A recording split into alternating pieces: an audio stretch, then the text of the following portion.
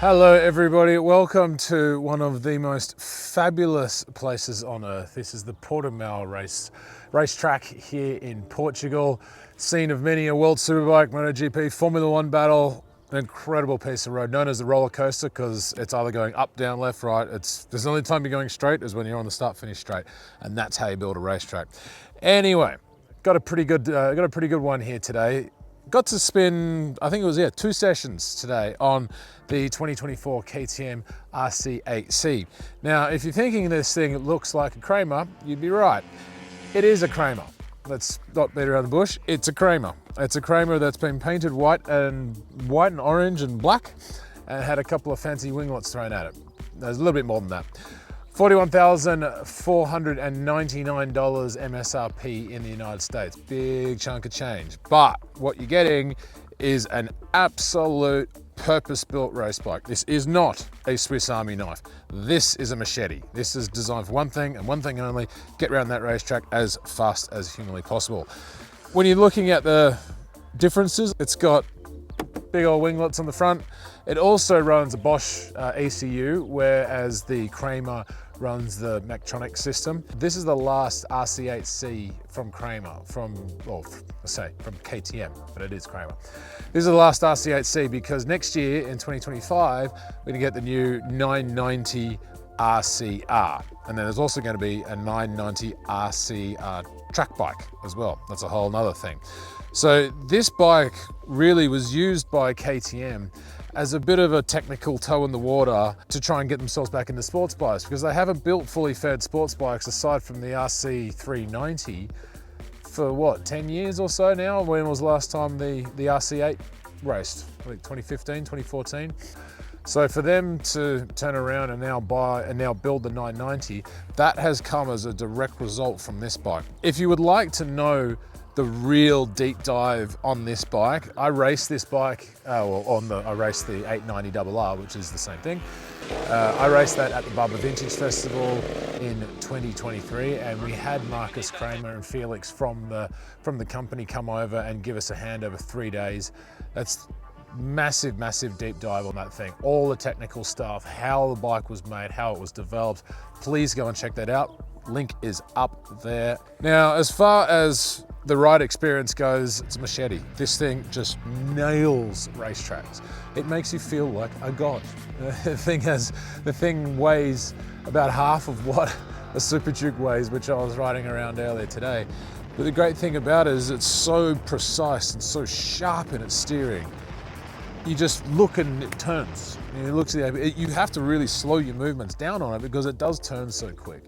And that's the great thing about these bikes. It doesn't have the horsepower of a super bike. It's got about 135 or so horsepower. And that's not enough to really scare you, but it's enough to get you into trouble. It picks up revs so quickly. When you compare this motor to a standard 890 motor, I mean, it's amazing that they're the same thing. Like a standard 890 feels completely muted, neutered, I should say, not muted, compared to this thing. You've got titanium conrods, all valves, headwork, like all kinds of stuff. Again, go check out the 890RR deep dive for a little bit more. I've got to be honest and say, I'm not good enough to tell you if those wings make a huge difference. It is also a little bit hard to know because different racetrack, different conditions kind of thing. There was nothing terribly wrong with the stability of the 890 to begin with.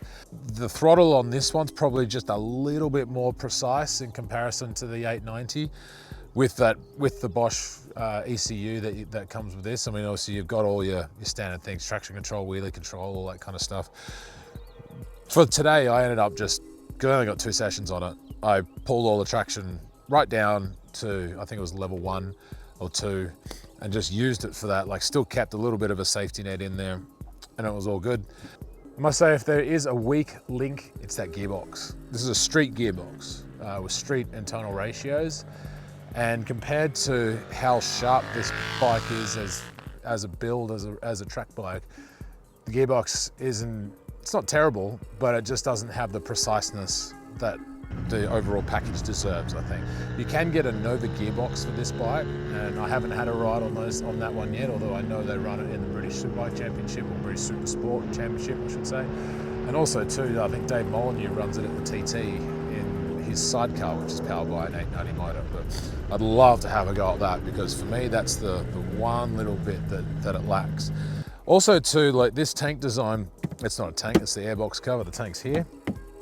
Airbox design is actually really narrow. It's not quite narrow, it's very narrow. It reminds me a lot of the earlier sort of 1098, 916 Ducatis, those kind of things, where you had to really, it gives you hip flicks as a real workout, trying to sort of hold yourself upright. I would have liked a slightly wider thing just to be able to grip on it a little bit better.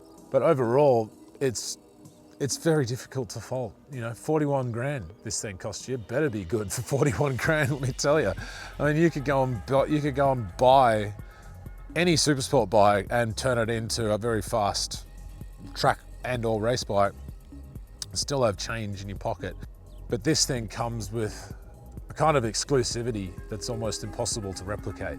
As I say, this is the last year. 2024 is the last year of the RC8c. So no doubt the people that bought these things, hopefully they hang on to them, because this is going to be a real investment motorcycle. It's going to go up in value. I'll be very surprised in 5 years' time to hear these things if they actually go down in value, because these things are straight up corner machetes. They are so much fun to ride. The engine is outstanding. It's got power everywhere, torque everywhere. It makes you feel like a Grand Prix rider. You know, and then you come in after a session and you're just like, oh man, that was awesome. And it's good on tires too. It doesn't munch tires like a superbike does. So you're kind of pulling, although I find if you're going to be spending 41 grand, I don't think you're going to be hurting for a set of tires on a bike like this, because you want to keep the thing upright. Anyway, look, go and have a look at that deep dive that we did with Matt, and did a big interview as well with Marcus, and he explains a lot of the differences between these two. But essentially, yeah, it's electronics, some wing lugs, and it also has a different rear linkage in the suspension. For what it is, it's an outstanding piece of kit, and really, it's the only purpose-built racing motorcycle that you can buy, aside from a Moto2 bike. Or a Moto3 bike, and you need to be that big to fit on a Moto3 bike. But for normal people, this is the ticket. So anyway, go check out the 890RR review. This is just a bit of a quick overview of the 2024 KTM RC8c, and we'll see you again soon. Cheers guys, peace.